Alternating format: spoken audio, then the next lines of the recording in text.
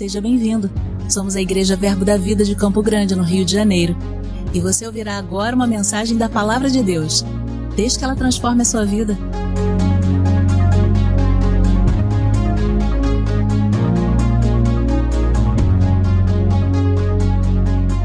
Que bom que você veio, que bom que você está aqui. Sejam todos muito bem-vindos a essa casa espiritual. Você que nos visita, para nós é uma honra. Você está em casa, você está em família, você está em uma casa que ama receber visitantes. Então pode se achegar, pode se sentar, porque nós teremos um momento muito especial essa manhã. Um momento de ouvirmos aquilo que o Senhor tem para falar aos nossos corações. Um momento também de darmos graças a Ele por essa celebração que é o Natal.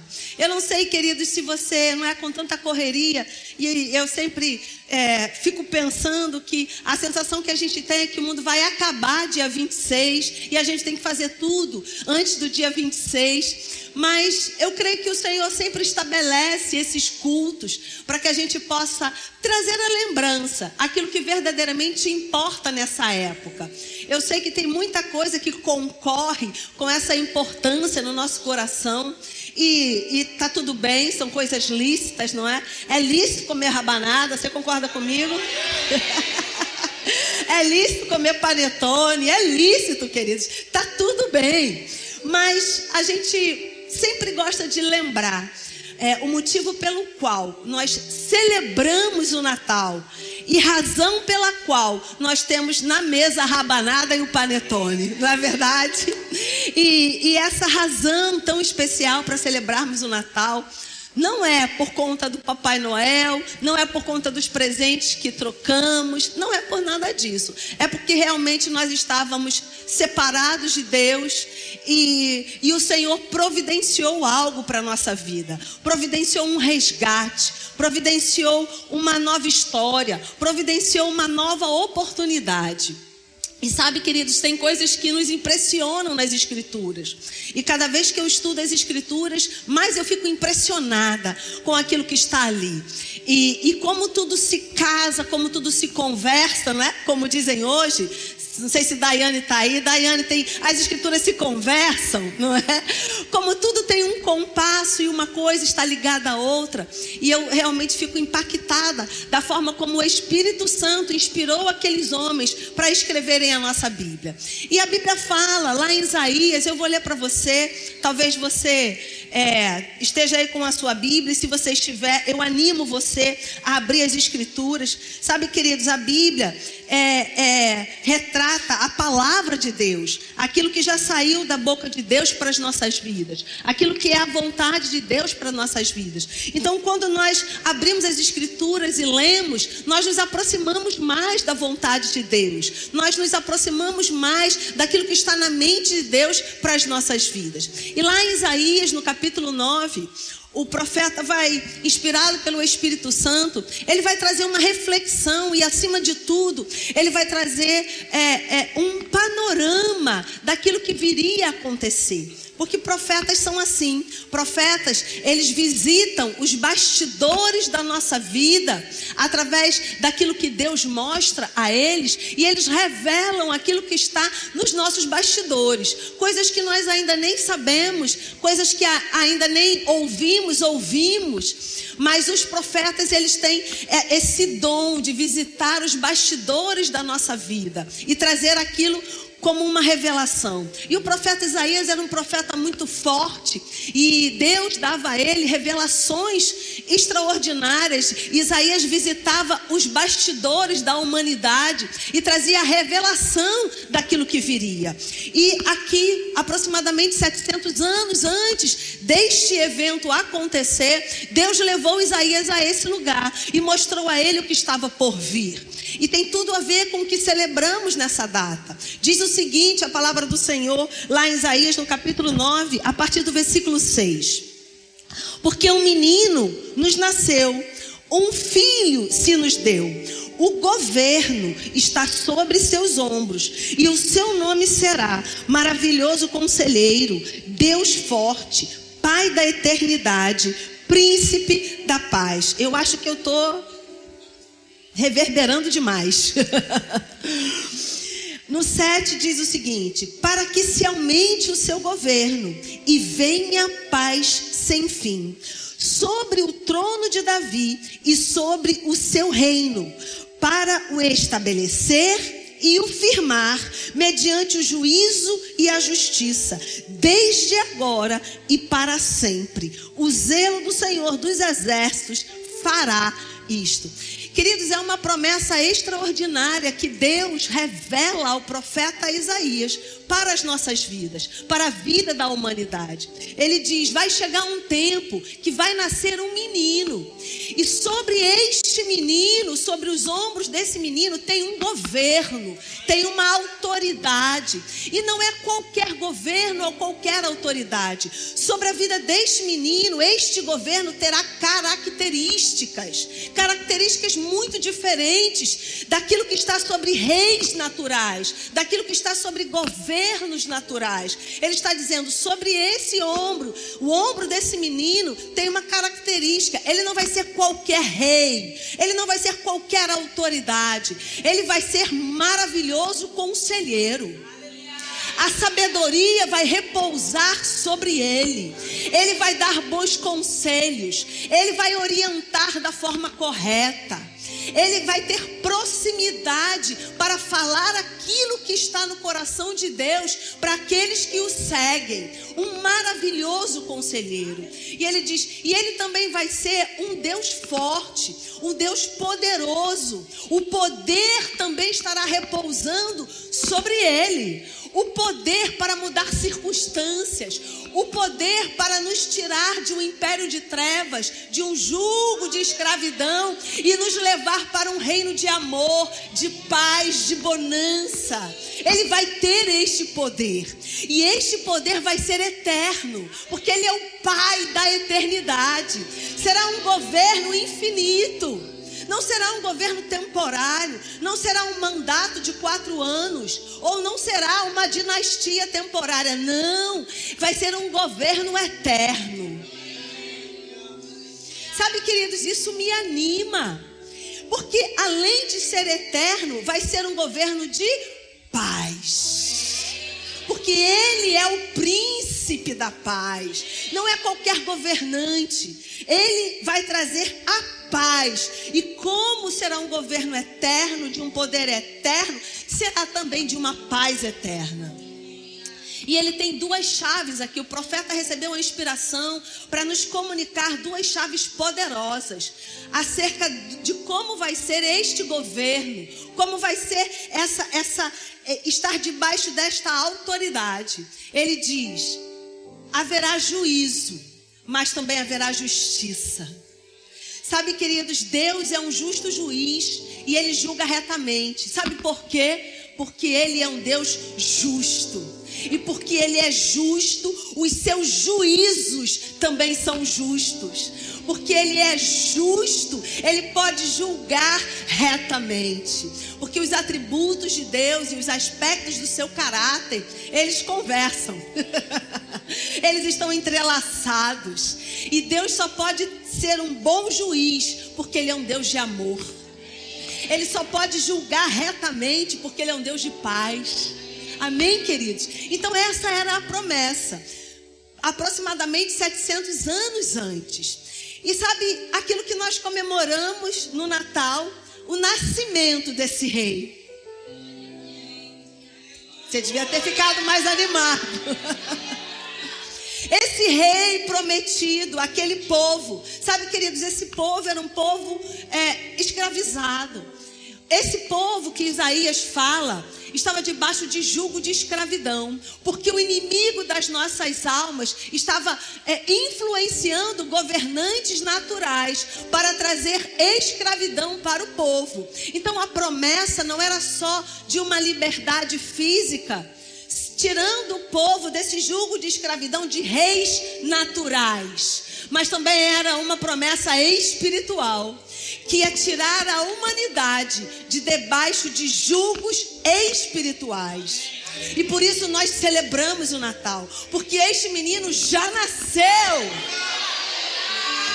Ele já nasceu. E todos aqueles que recebem e aceitam estar debaixo do senhorio, estar debaixo da governança, estar debaixo da autoridade desse menino que cresceu e se tornou um homem. Todos aqueles que recebem esse governo de bom grato, eles estão também debaixo deste governo, deste conselheiro maravilhoso, deste príncipe da paz, desse Deus poderoso, deste Deus eterno. Amém, queridos? Sabe, e Deus nos ama tanto, Ele nos ama tanto. Ele é amor. O amor não faz parte de Deus. O amor é Deus. Deus é amor. O amor não é uma partícula de Deus. O amor é Ele. Porque Ele é amor. E esse Deus que é amor e que preparou este governo maravilhoso para as nossas vidas, Ele vai dizer lá em Romanos, no capítulo 2, no versículo 4, Ele vai dizer que é a bondade de Deus que nos conduz ao arrependimento. Então, nós, Efésios vai dizer, o apóstolo Paulo escrevendo a carta para a igreja que estava lá em Éfeso, ele vai dizer que nós estávamos debaixo de um jugo de escravidão. E nesse jugo de escravidão, nós estávamos mortos, porque éramos escravos do pecado. E isso nos dava morte, porque o salário do pecado é morte. E nós estávamos nesse lugar de morte, separados de Deus, separados da graça, separados desse reino de bondade. Mas a Bíblia diz que a bondade de Deus nos conduz a um arrependimento. Sabe, queridos, existe uma lenda, não é, que diz, não é, uma lenda profana, vamos dizer assim, pagã, que diz que no final do arco-íris tem um pote de ouro. Quantos já ouviram falar sobre isso? Não é que no final do arco-íris tem um pote de ouro. Se eu seguir o arco-íris, eu vou encontrar um pote de ouro. A Bíblia diz que é a bondade de Deus que nos conduz a esse pote de ouro. Porque quando há arrependimento, há remissão de pecado. E sim, encontramos o pote de ouro quando decidimos seguir o caminho do arrependimento. Porque no final do arco-íris não tem Jesus Cristo. Este caminho de arco-íris se chama Jesus Cristo. Este menino que nasceu, um maravilhoso conselheiro, um Deus forte, um Pai da eternidade, o príncipe da paz. Quando nós seguimos esse caminho, nós encontramos o pote de ouro. Quando nós seguimos esse caminho, nós encontramos Deus e o seu amor, e a sua misericórdia, e a sua compaixão, e a sua regeneração, e a sua restituição. Por isso nós celebramos o Natal. Somos felizes porque Jesus nasceu, porque este menino o Senhor nos deu. E esse menino cresceu. Esse menino virou um adolescente, um pré-adolescente, um adolescente. Esse menino ficou jovem. Esse menino ficou homem. E como homem, chegou o dia de cumprir a sua missão nessa terra e de abrir um novo e vivo caminho. O povo aqui andava por caminhos errantes, por caminhos que levavam à escravidão, mas Deus providenciou um caminho de paz, um caminho de arrependimento, que nos leva ao trono da graça. E a graça que estava ausente da nossa vida por causa do pecado, quando nós seguimos esse caminho que nos leva ao arrependimento e que nos faz encontrar Jesus Cristo, quando nós seguimos esse caminho, queridos, a promessa que a Bíblia nos dá não é de uma vida sem desafio, mas é de uma vida de paz. Que mesmo diante dos desafios, nós temos a certeza que não estamos sozinhos. Que há um rei sobre as nossas cabeças. Que há um governo de autoridade. Que há um governo de paz, de amor. Que é um governo de misericórdia, de compaixão, que é um governo de provisão, que é um governo, queridos, que está sobre a nossa cabeça, que não nos quer mal, pelo contrário, é um governo de bem. Oh, glória! Por isso temos muitos motivos para comemorar nessa data. Não é pela rabanada, apesar de estar tudo bem. Não é pela troca de presentes, apesar disso estar tudo bem. Por quê, queridos? Porque o povo daquela época ficou tão feliz quando viu a estrela que significava que Jesus havia nascido, que finalmente a profecia de Isaías tinha se cumprido. O menino nasceu. E porque o menino nasceu, aqueles povos estavam felizes. E porque o menino nasceu, eles desejaram presentear, porque eles entenderam: a redenção chegou. Que daremos nós ao Senhor por tantos benefícios? Eles levaram aquilo que eles tinham de melhor.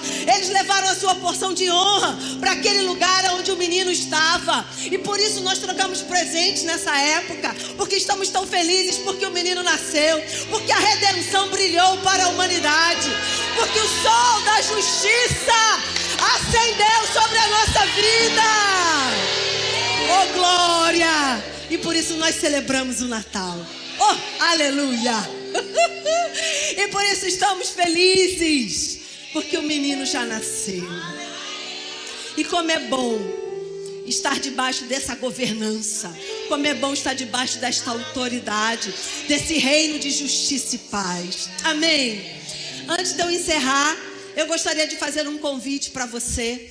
Se alguém em nosso meio, se alguém em casa nos assistindo, talvez você esteja em casa solitário, talvez você esteja em casa pensando: por que tantas pessoas têm família para receber presentes, ou tem família para se sentar à mesa e comer uma ceia, e você está aí sozinho? Eu quero te dizer, meu irmão, eu quero te dizer, minha irmã, há uma família programada por Deus.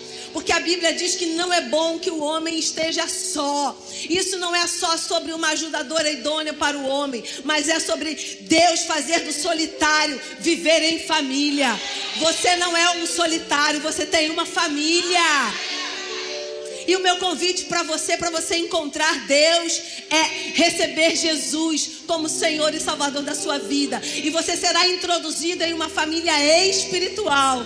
E você terá um pai que vai cuidar de você. E se você estiver aqui e desejar fazer essa confissão através desse caminho, que não é um arco-íris, mas se chama Jesus Cristo. Esse caminho que nos leva ao Pai, esse caminho de bondade, porque é a bondade que nos conduz, é a bondade que é um caminho de paz. Então isso significa que Jesus é bom, que Jesus é a bondade de Deus manifesta nessa terra, porque quando nós seguimos esse caminho de bondade, nós encontramos Deus, o nosso Pai. E se você está aqui essa manhã, e se você deseja percorrer este caminho chamado Jesus Cristo, para encontrar o seu pote de ouro, para encontrar Deus, para encontrar a sua filiação, para encontrar a sua identidade, eu quero orar com você. Amado, é bem simples, mesmo numa igreja cheia, tem gente sentado lá quase no presépio, mesmo sendo uma igreja tão cheia, Deus te viu no meio da multidão, porque você, para Deus, você é único. Apesar desta multidão, para Deus você é único. Ele vê você, Ele conhece você quando você ainda estava no ventre da sua mãe. Ele tem planos para você, e planos de paz e não de mal, para te dar um futuro, para te dar um fim que você deseja. E se você está aqui e você deseja receber Jesus como Senhor e Salvador da sua vida, levanta a sua mão, eu quero orar com você. Oh, glória, temos uma amada ali. Ela só estava concordando comigo. Amém. Temos alguém aqui que deseja receber Jesus como Senhor e Salvador da sua vida? Levanta a sua mão. Nós vamos fazer uma grande festa nesse lugar, porque sabe, queridos, nós gostamos de refletir aqui na terra aquilo que está no céu. E a Bíblia diz que quando um perdido se converte, aí sim a festa no céu. E nós vamos fazer aqui na terra a mesma festa que será feita no céu. Por quê? Porque aquele que estava perdido foi encontrado. Aquele que estava distante foi chamado para perto. Aquele que estava sofrendo, para esse há uma proposta de novidade de vida. Você está aqui, você deseja receber Jesus como Senhor e Salvador da sua vida? Estamos aqui esperando por você. Oh, glória. Se você está em casa, eu percebo que você está em casa. E se você está em casa, eu quero fazer uma confissão com você. Diga assim comigo: eu creio que Jesus é o Filho de Deus. Eu creio que Ele é o Salvador do mundo. e eu recebo em meu coração Ele como Senhor da minha vida. Se você fizer essa confissão agora, o Espírito de Deus vai habitar dentro de você e você será uma nova criatura e você vai ter uma vida com o Senhor para a eternidade. E se você desejar nos procurar, estamos aqui na rua Alfredo de Moraes e vai ser uma honra receber você. Amém, queridos? Você crê que alguém em casa foi alcançado? Eu creio, queridos, isso é muito forte no meu coração. Eu creio que alguém em casa foi alcançado. Você está pronto para receber tudo aquilo que nós preparamos com tanto carinho para você essa manhã? Glória a Deus, nós estamos felizes com você que nos visita para ver esse espetáculo, mas também estamos felizes com você que veio para receber a palavra do Senhor. Ei, Deus é bom, amém? E a sua bondade dura para sempre. Se você sair daqui com essa clareza, eu tenho um Deus que é bom, e um Deus que é justo, e um Deus que julga retamente, e um Deus que é cheio de misericórdia e de compaixão, e que preparou um caminho de bondade para que eu percorra e encontre o seu caráter. Amém? Glória a Deus. Ouça outras ministrações em nosso site verbodavida.com/Campo Grande RJ. Nos acompanhe também em nossas redes sociais, Facebook, Instagram e YouTube. Seja abençoado na prática dessa palavra.